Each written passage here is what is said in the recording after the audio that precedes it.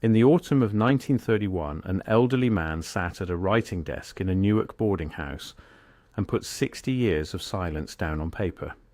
His name was Walter H. Garrison. He had worked inside Thomas Edison's Menlo Park laboratory beginning in 1878, risen to floor foreman by 1886, and had witnessed, up close from the inside, exactly how the greatest invention machine in American history actually operated. Not the romantic version, the real one. The manuscript he produced ran to 81 pages. He arranged to have it printed at a small press in Trenton, New Jersey. Approximately 300 copies were bound and distributed to newspaper editors, university libraries, and members of the Edison Memorial Commission. Within 11 days, every retrievable copy had been pulled from circulation. The publisher's stock was purchased outright. University libraries received formal requests on General Electric Company letterhead, asking that the materials be held pending a legal review that never came. Walter Garrison died 4 months later. His estate contained no copies of the manuscript. His family said they had never been told it existed. If you've never heard this story, that is not an accident. If this is the kind of history they don't teach, the kind that costs someone something to suppress, then subscribe before we go any further and hit the bell. This channel exists precisely for stories like this one. To understand what Garrison wrote, you have to understand the world he was born inside. Edison's laboratory, primed when he first at Menlo Park, then at the much larger West Orange complex, was not what the newspapers described. The press called it an invention factory, a palace of science. What it actually was, Garrison wrote, was a patent fortress. A machine designed not primarily to invent things, but to own them. To file first, challenge often, litigate endlessly, and monetize everything that moved through its doors. Edison employed dozens of men, machinists, chemists, draftsmen, wiremen, who worked long hours 6 days a week without attribution. When a breakthrough occurred, the patent went out under Edison's name. Garrison describes a system he called directed inference. Edison would circulate among the workers, dropping suggestions, asking pointed questions, steering experiments with enough precision that the eventual result could legally be attributed to his creative direction.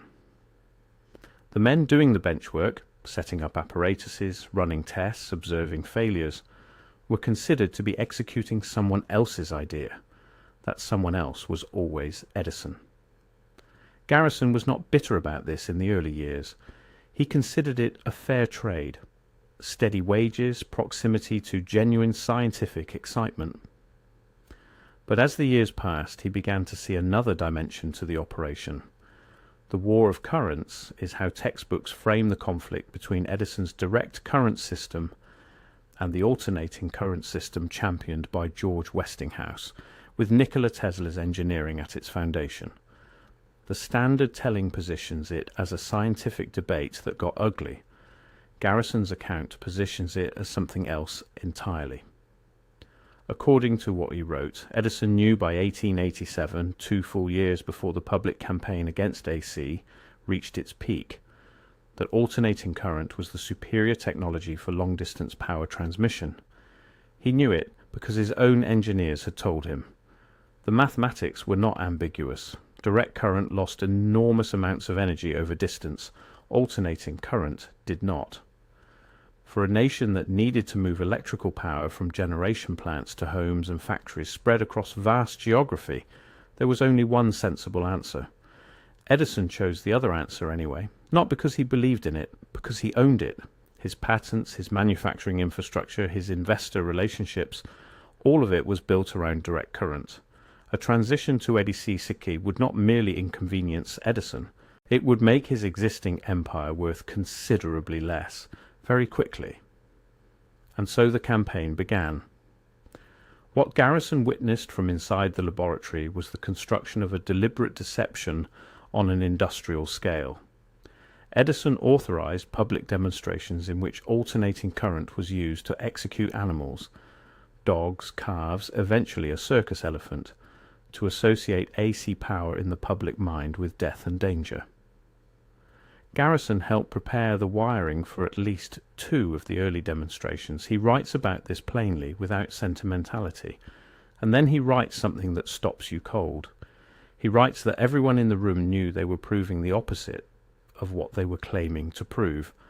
The demonstrations were designed to show that alternating current was lethally dangerous, but using AC to execute animals actually demonstrated that it was extraordinarily effective, predictable, controllable, powerful.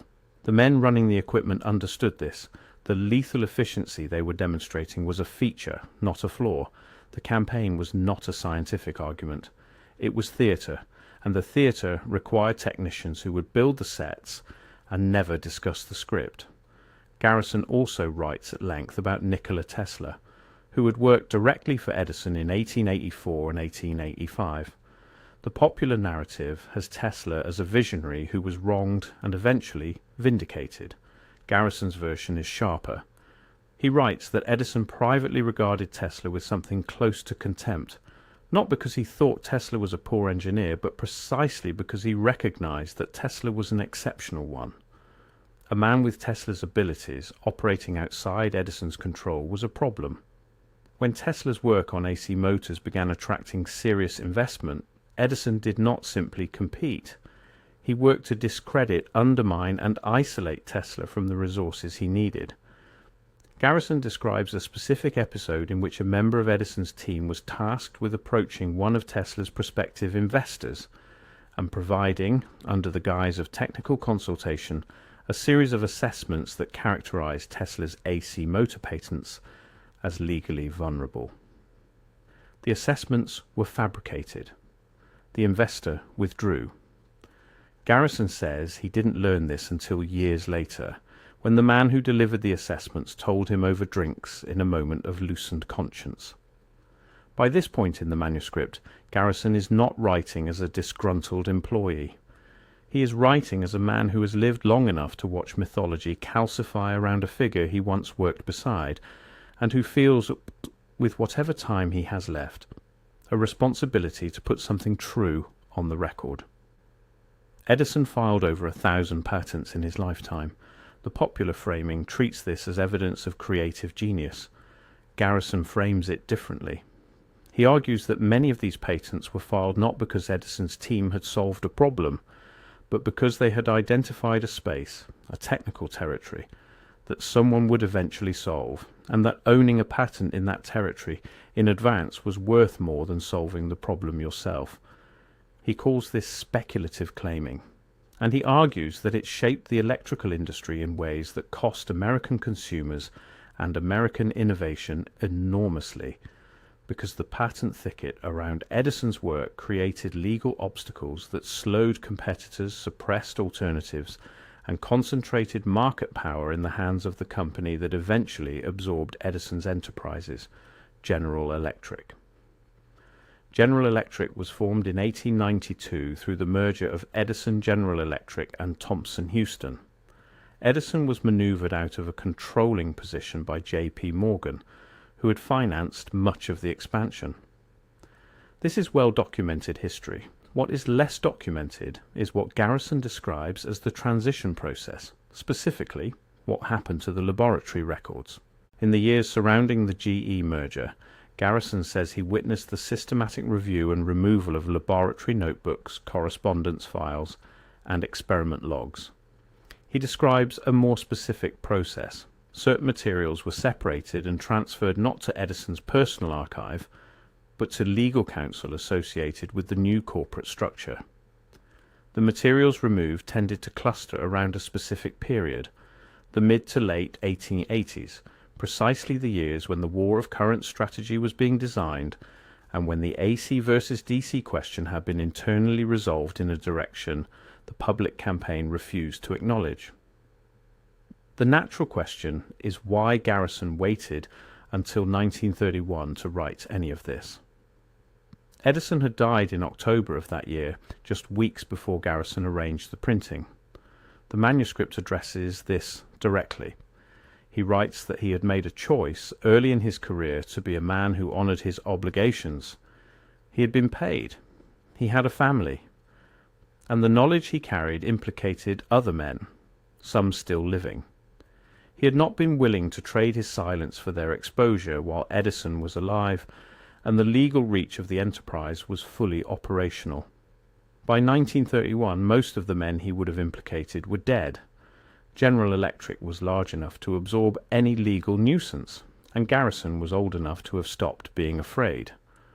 The publisher's records from the Trenton print house confirm a single-run job of approximately 300 units and a subsequent buyout of the remaining stock.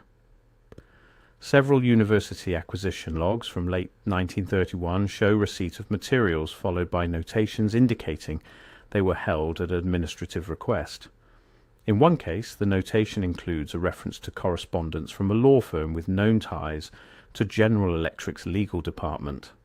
None of this constitutes ironclad proof of a coordinated suppression. Corporations exercise legal options, libraries comply with requests, publishers sell stock.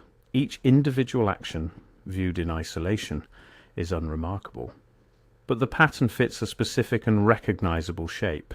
It is the shape of an inconvenient thing being made to go away before it can become a permanent part of the record. Here is what the revisionist economic history of this period forces us to confront. The mythology of the lone inventor, the genius in the laboratory, the eureka moment, is not just a cultural story. It is an economic and legal argument. It is the argument that justifies the patent system, that justifies concentrating intellectual property rights, that justifies allowing a single entity to control access to foundational technologies for decades after the moment of creation. If Edison was primarily an inventor, then the patents are the just reward of creative genius. If Edison was primarily a strategist, a man who weaponized the patent system before most of his contemporaries understood it existed as a weapon, who suppressed superior technology to protect existing investment, who manipulated public perception through demonstrations he knew were scientifically dishonest, then the argument looks very different. Then the patents are not a reward, they are a mechanism of market control. We still live in that inheritance. The patent thickets of the late 19th century electrical industry set a template replicated in pharmaceuticals, telecommunications, software, and biotechnology. The names change. The structure does not. The 300 copies of the Garrison manuscript did not all disappear. Garrison had sent copies directly to individuals, indeed not to institutions that could be pressured, but to people. A retired engineer in Ohio, a former journalist in Philadelphia, a professor of electrical history at a small college in upstate New York. Those copies moved as things do when someone has tried to prevent their movement. Versions of the text have surfaced in fragments and in more complete forms, in private collections, in estate sales, in the back corners of university archives that never received the letter from the law firm. Whether the text that circulates today is authentic, edited, partially fabricated, or some combination of all three, is genuinely uncertain. The manuscript has never been submitted to formal historical authentication. General Electric, asked about the 1931 library correspondence on multiple occasions, has neither confirmed nor denied specific details. What remains is the shape of the thing. An old man who worked inside a machine wrote down what he saw from the inside. Someone powerful moved quickly to make sure that account did not reach the public record intact. The account survived anyway, in pieces, in private hands, in the kind of transmission that happens when people recognize that a thing is being suppressed and decide individually that it should not be. Thomas Edison died on October 19, 1931. Congress dimmed the lights of the nation in his honor. The newspapers ran tributes that spanned entire front pages. Somewhere in Newark, a man who had worked beside him for a decade was finishing his 81st page and arranging to have it printed. Walter Garrison wanted the record to contain something true. Whether what he wrote is true, or partially true, or inflected by old age and proximity to power that never acknowledged him, that question cannot be fully answered.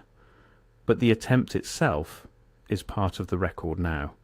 And the people who tried to stop it from becoming part of the record are part of the record too. That's what suppression costs. It makes the suppression itself a piece of evidence. If you want more economic history from the inside, the version that asks who benefits from what we're allowed to remember, there is a lot more on this channel. Every video we make is built around the same question. What did someone need you not to know, and why? That question does not go away. Neither do we.